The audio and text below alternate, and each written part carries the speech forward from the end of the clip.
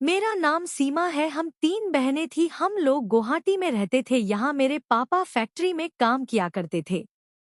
उन्होंने हमें जिंदगी का हर सुखचैन दिया था। 2 साल पहले मेरी बड़ी बहन की शादी हमारे ही शहर में मेरे पापा के दोस्त के बेटे के साथ हुई थी।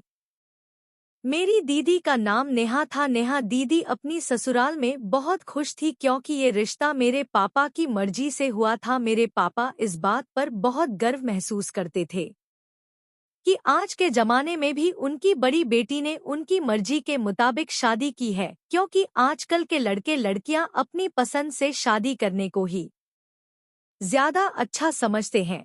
मेरे बहुत सारी ऐसी लड़कियां दोस्त रह चुकी थी और अभी भी थी। उसका नाम आदर्श था। आदर्श ने जब मुझे शादी में देखा तो मुझे अच्छा समझता था, तो वो मेरा दीवाना हो गया था। वो भी अपने दोस्त की शादी में आया हुआ था। दरअसल वो बारात की तरफ से आया हुआ था और दूल्हा उसका दोस्त था। जब मैं शादी हॉल की वॉशरूम से बाहर निकल रही थी तो अचानक मेरी उससे टक्कर हो गई, क्योंकि मेरा दीवान अपने दुपट्टे को समझने में था और वो भी शायद हाथ में मोबाइल लेकर उस पर ध्यान देता हुआ सामने से चलकर आ रहा था। इससे पहले मैं उससे कुछ कहती उसने मुझे से सॉरी कहना शुरू कर दिया।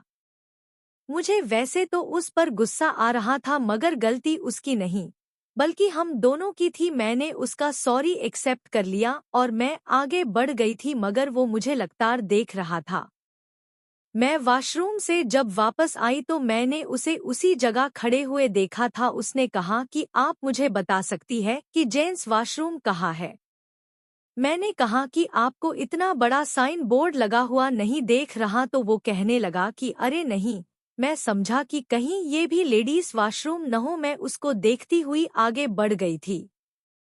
वो बेवकूफ था या मेरे सामने बेवकूफ बनने की एक्टिंग कर रहा था, ये तो मैं नहीं समझ पाई थी। लेकिन उससे दूसरी बार मेरी टक्कर खाना खाते समय हुई थी, लेकिन अब की बार मेरी ही प्लेट उसके कपड़ों पर जाकर गिर गई थी। उसके कपड़े गंदे हो गए थे। मैंने उसे जल्दी से सॉरी बोला, क्योंकि इस बार पूरी की पूरी गलती मेरी थी। जब मैं अपने मोबाइल में ध्यान लगाए हुए खाना की प्लेट हाथ में लेकर टहल रही थी, अचानक मेरी हाई हील की वजह से मेरा पैर मुड़ गया। वो मेरे करीब से गुजर रहा था।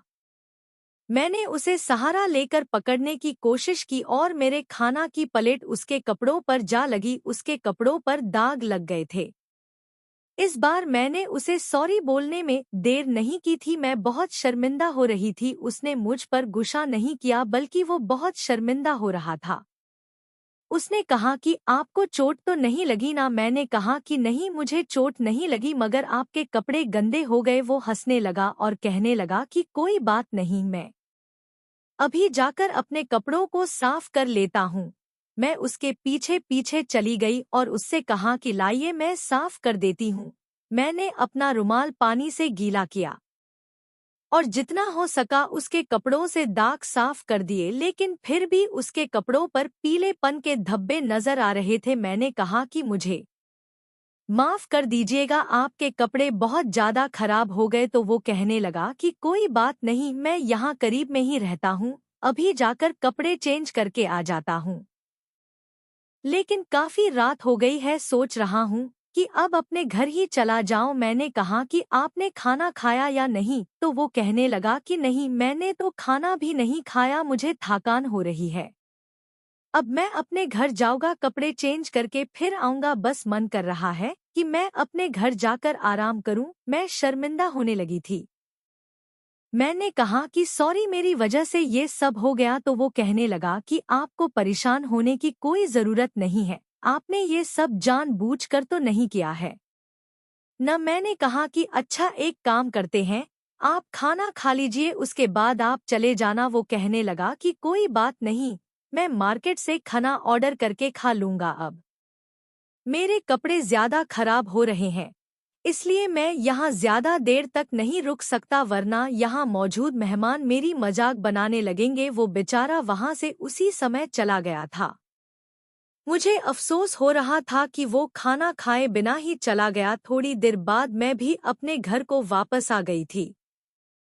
हमारे घर का काफी खुला माहौल था। ऐसा नहीं था कि हमारे पापा हमें किसी कैद में रखा हो, मगर मेरे पापा हमसे फिर भी यही कहते थे कि मेरी दी हुई आज़ादी का तुम लोग कभी भी गलत फायदा मत उठाना। उधर मेरी बहन मेरठ में मामजी के घर ही रहती थी और उनके घर ही रहकर अपनी पढ़ाई पूरी कर रही थी। लेकिन ये बात तय हो गई थी कि उसकी शादी मेरे मम्मी पापा ही करेंगे। 2-3 दिन इसी तरह से गुजर गए थे जब फिर से मेरा सामना उस लड़के से हुआ। मैं बस स्टॉप पर खड़ी हुई, अपनी बस के आने का इंतजार कर रही थी, क्योंकि मैं ज्यादातर इंस्टीट्यूट जाने के लिए बस का ही सफर करती थी। वो सड़क पर मुझे नजर आया तो अब की बार उसने मुझे आवाज लगाकर हाय बोला था। मैंने कहा कि अरे नहीं नहीं, बस आती ही होगी, मैं चली जाऊंगी। मगर वो बहुत जिद करने लगा और कहने लगा, उस दिन के लिए आप मुझे अभी भी शर्मिंदा लग रही हो, तो अपनी शर्मिंदगी दूर करने के लिए ही आप मेरा कहना मान लो, मुझे अच्छा लगेगा। अब उसके ज्यादा जिद करने पर मैं उसकी बाइक पर बैठ गई थी। मैंने देखा था कि वो बहुत खुश नजर आ रहा था और फिर उसके बाद उसने मुझे मेरे इंस्टीट्यूट ड्रॉप कर दिया था। वो कहने लगा कि आप यहाँ पर जॉब करती हो, यहाँ तो मेरा दोस्त भी जॉब करता है। मैंने कहा कि अच्छा, और फिर मैं मुस्कुराते हुए इंस्टीट्यूट के अंदर आ गई थी। वो मुझे जाते हुए बड़ी दूर तक देखता रहा था। अभी मैं उसको सिर्फ इतना ही जानती थी, लेकिन अब धीरे धीरे मेरा टकरा उससे बढ़ता ही जा रहा था। 2-3 दिन बाद फिर से मैंने उसे बस स्टॉप पर देखा। आज भी बस लेट थी और फिर वो मुझे इंस्टीट्यूट छोड़ने चला गया था और अब धीरे धीरे हम दोनों के बीच बातचीत शुरू हो गई थी।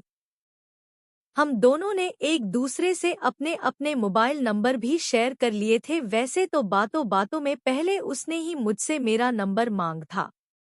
उसका नाम आदर्श था। हम दोनों एक दूसरे के साथ खूब बातें करने लगे थे। मुझे आदर्श का साथ बहुत पसंद आ रहा था। पहली पहली मोहब्बत का एहसास था, इसलिए मैं बहुत खुश रहने लगी थी। अभी आदर्श और मेरे बारे में किसी को कुछ नहीं पता था, क्योंकि हम दोनों ने अपनी मोहब्बत के बारे में अभी किसी को नहीं बताया था। हर रोज मुझे आदर्श बस स्टॉप ले जाता था और रात को मेरे घर से थोड़ी दूरी पर मुझे ड्रॉप कर दिया करता था।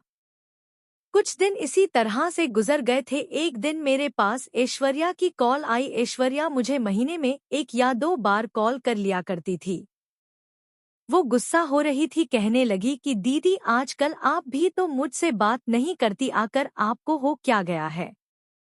अब मैं उसे क्या बताती कि मैं आदर्श के साथ ज्यादातर बिजी रहती थी। मैंने उसे कहा कि तुम घर कब आ रही हो। वो 1 हफ्ते के लिए गुवाहाटी आ रही थी। मैं ये खबर सुनकर खुश हुई थी। नेहा दीदी ने कहा था कि वो भी हमारे घर तब ही आएंगी जब ऐश्वर्या आएंगी। नेहा दीदी भी हमारे घर बहुत कम आया करती थी, लेकिन अब मुझे एक नई खबर सुनने को मिली थी। पापा ने मेरे लिए रिश्ते तलाश करने शुरू कर दिए थे। पापा का कहना था कि अब पूजा की शादी की उम्र हो गई है, मगर मैं तो आदर्श से प्यार करती थी, उसके अलावा किसी और से शादी कैसे कर सकती थी। मैंने फौरन ही कॉल करके आदर्श को इस बारे में बता दिया। आदर्श कहने लगा कि तुम्हारी शादी मेरे अलावा किसी से नहीं होगी। मैंने कहा तो फिर तुम मेरे घर रिश्ता भेज दो ना। वो कहने लगा कि मेरे माता पिता तो इस दुनिया में नहीं है, मैं खुद ही तुम्हारे घर रिश्ता लेकर आ जाऊंगा। मुझे उम्मीद थी कि जब आदर्श मेरे घर आकर मेरे मम्मी पापा से मेरा हाथ मांगेगा तो वो फौरन ही राजी हो जाएंगे। मजबूरन मुझे नेहा दीदी को घर बुलाकर आदर्श के बारे में सब कुछ बताना पड़ गया था। नेहा दीदी ये सब सुनकर बहुत हैरान हुई थी। उन्होंने कहा, ये तुमने क्या कर दिया। पापा ने तुमसे मना किया था न कि उनके भरोसे को तोड़ने की कभी कोशिश मत करना। तुम जॉब करती हो, इसका मतलब ये नहीं कि तुम बाहर लड़कों से मिलो। मैंने कहा, दीदी मैं किसी लड़के से नहीं मिलती, मैं तो बस आदर्श से प्यार करने लगी हूँ और आदर्श के साथ भागकर शादी करने जा रही हूँ।